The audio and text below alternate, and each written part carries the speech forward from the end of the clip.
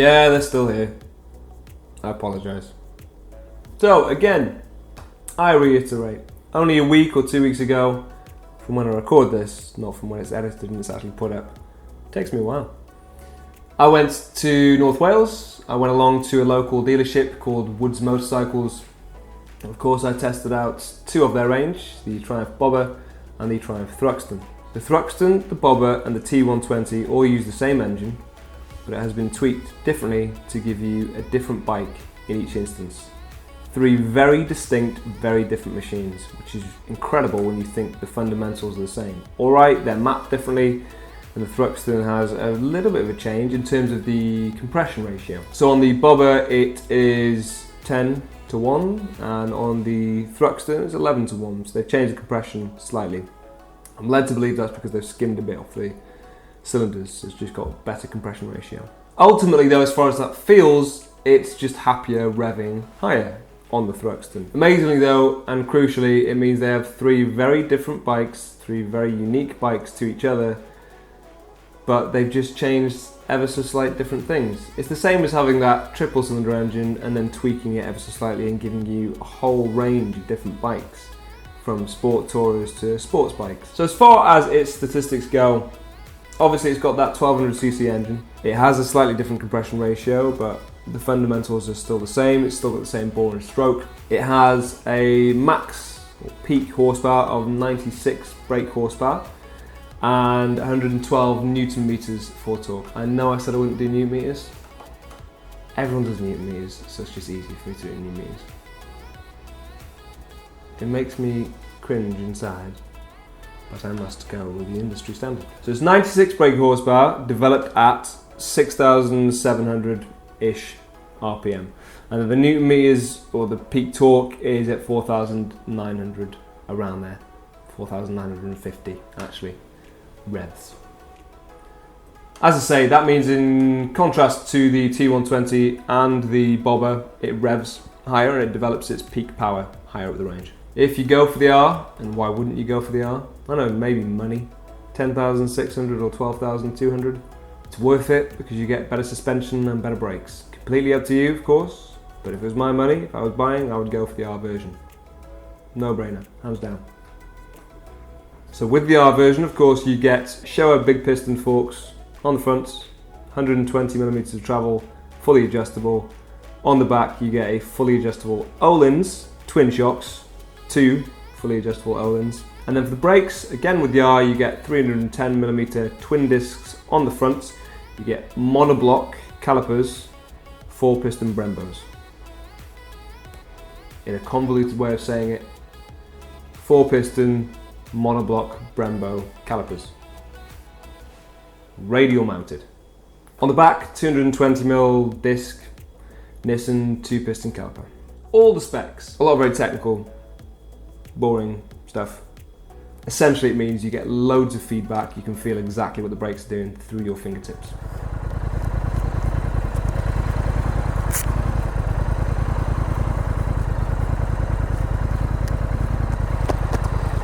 The only appropriate gloves to ride such cool bikes. This is quite tall. I suppose it would be after going on what I've just been on.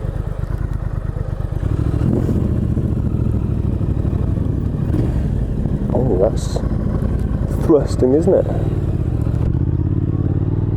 A thrusting Thruxton. Let's have it.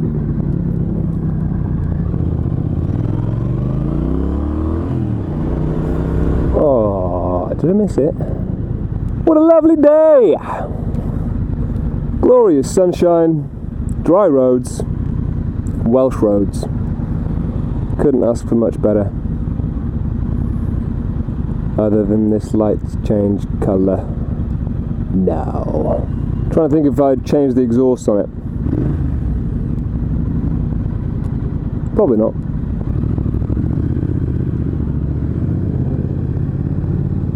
We begin our journey. Same bar end mirrors that we had on the Bobber.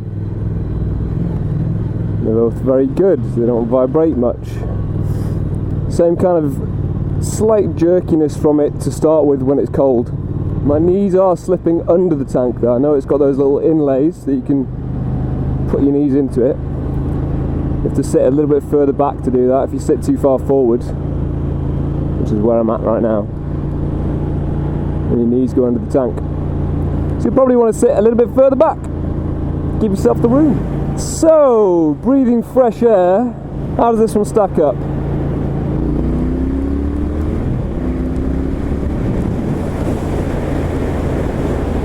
She stacks up well. There's a little subtlety to the throttle that you wouldn't get from the bobber, from an engine that is the same essentially, but it's been tweaked. Suspension obviously is fantastic. Same sort of travel as you find with the rest of the range, other than the bobber, for a very obvious reason. So this one has 120mm of travel front and back, and because it is the R version, the fancy one, it has Showa big piston forks on the front and Öhlins dual shock on the back.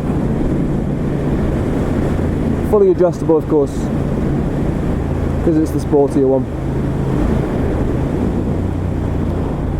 Nice and smooth, as you'll find with all of the Triumph range, or the Modern Classics range actually. You've got the assisted, hello, that's right, just drink it in. As you'll find with all of the Modern Classics range, they have the, I say this now, I could be wrong, with all of the ones I've ridden, they've got assisted clutch, which is great because your grip will thank you for that. This is buttery smooth though at the throttle. It has of course got ride-by-wire again, as a lot of the range has. If you want to go out and be sporty, believe me, you can be sporty. It's got that short wheelbase, 17-inch front wheel and back wheel, big honking Brembos on the front because it's the R version, 310mm discs, lots of feel through it because they are radial mounted and monoblock pads. Front and back it feels really good, and of course you have ABS as you'd expect, traction control as well, and 3 rider modes: road, sport and rain. In which case, as I remember, I'm going to switch it over actually. I want sport, which would be to do with your throttle mapping. So that's nice and abrupt. We are now in sport. Are we? We are now.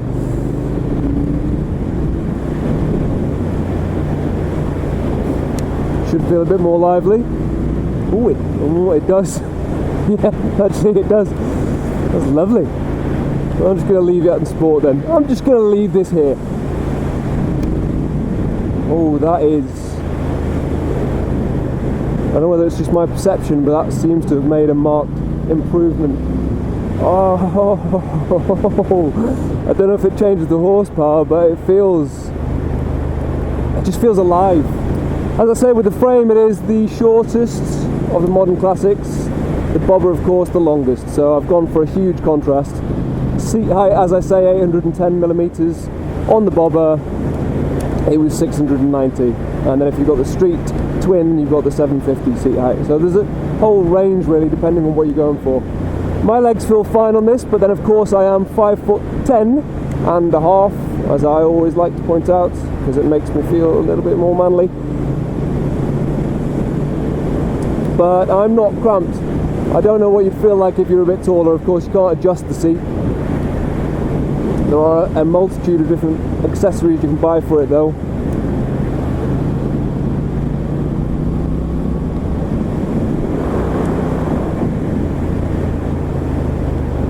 So nice.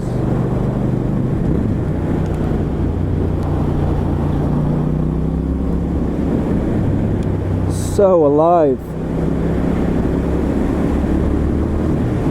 Buttery smooth gearbox as well. There is a little jolt where you know it's changed gear,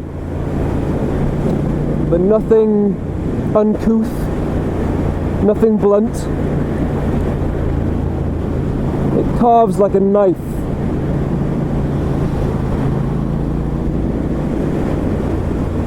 so straight and true.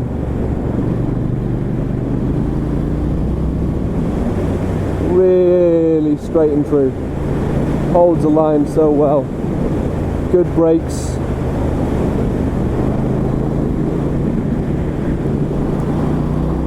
Yeah, just for those that love the classic bikes, for those that love the Bonneville but want to get out and have a bit of a play as well, and want to feel like they can go quick, this bike is it, really. So red line's at 7,000, apparently just over 6 is where it makes peak horsepower. Feels like it, but she doesn't feel happy doing that, so keep it around 4,000. Not unhappy, not unnerved, but there's a notable shake through the engine and through the seat. You can feel it all the way through your arse. That's her telling you to change up. 4,000 to 5,000, we're good. Right, pay attention. So when it comes to rider modes, you've got your rain, road and sport, and to change through them you can do it on the fly. You need to press it, it will then blink and queue up, and then I think you have to disengage the throttle. You can't do it whilst you're throttling on, which makes sense of course, because you wouldn't want to do it mid-corner, would you? It's a really good road, the B548. And properly a good reason to come along to Woods, just in general. Brilliant ride out, and then you get to go and see a bike showroom at the end of it. Can't ask more than that on my day off. I didn't see a single car on that entire road. Blinking away, we're still going. But hey, hello, what do you think of my bike? This one? No? You love the Street Twin? Not so much as a look from them. Not approved by sheep. It's probably for the sheer quantity of people that have been this way testing them. They're probably like, and I've seen loads of them. They're great. So I think it was quite a good thing to go on the Bobber and this today, and you can't compare the two to each other, but it's really nice to see the same engine used very differently in two very different bikes. I'm not sure out of the Bobber and this which one I would go for. It would depend on the day, hence why it's been a very expensive day, because I'm going to have to buy both. If this bike looked like a foot, I'd still buy it because it performs so well. It feels so good when you're on it. If this bike was a Bulldog with wheels, I would still buy it.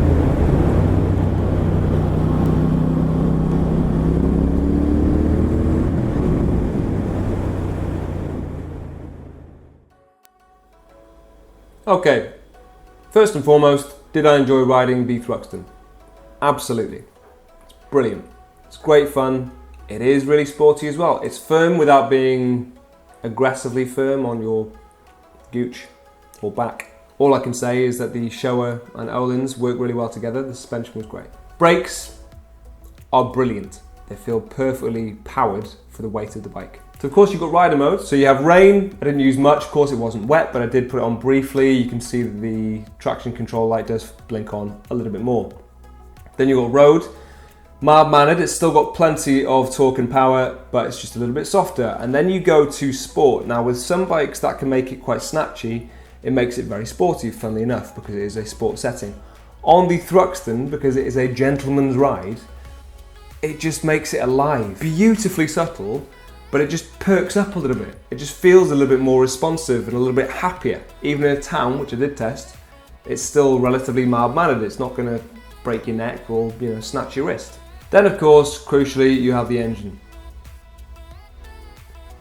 It's brilliant. It's really nice. It just glides forward with relentless power. So smooth as well, all the way up. And then you change gear because you know it's coming to that time, and you change gear. It does it seamlessly and then just keeps driving forward with hardly a brake at all in the power or the torque. The best way I can describe it, and I'm sure I described it this way on the day, and I took it back to the guys at Woods and described it this way to them. If you were to personify it, it's James Bond. It is James Bond on a bike. It's Colin Firth in Kingsman. Manners, maketh man, is what it would say if it could speak. It can't speak, it just growls. But the growl's very nice as well. If it sounds like I'm gushing, it's because I am. If it sounds like I want to buy one, I really do. The turning circle probably wouldn't work for a town, so again, it probably wouldn't work for me as a do-everything bike, but it'd be more than worth the compromise to have a bike like that. Seriously capable, seriously enjoyable, seriously gentlemanly. There we go. If you want to see how it compares against the Triumph Bobber, of course there is a link in the description. Check that out and see how the two contrast. And until next time, until somebody else lets me ride another bike, I will see you soon. Stay safe. That sounds fairly condescending, doesn't it? You will be safe. Don't crash, just be lucky. Yeah. Oh, heads. I get to keep mine. I feel like I should explain these. I'll put them in context. It's the TT while I'm recording this. Funnily enough, I have a favourite, and he's not racing. Oh no. Well, both of them, John McGuinness and Guy Martin, are not racing. And they're both racing Hondas. I really want to see that bike do well. So I gave myself the full-on Guy Martin Plus. Cracking. Oh, they don't mess about. Oh, it's a no-brainer. I wasn't going to come back. But, you know, it's Honda. Honda, isn't it? Honda. Gutted. Not only gutted because Guy Martin's out, but because John McGuinness is out as well. So it really just comes down to a few of them. And poor weather.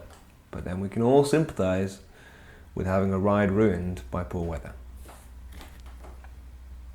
Still, Ian Hutchinson's doing really well. Haven't really enjoyed the race as much as last year, but obviously I've been winning loads. We don't get on. I wouldn't have said I'd invite him round for dinner, but you know, it makes the competition more exciting for everyone else to watch, because I'm Hutchie. And I'm a proper legend. Not for everyone. Depends if you know Ian Hutchinson. If you don't, stick with Guy Martin. Oh yeah, cracking. Bob on.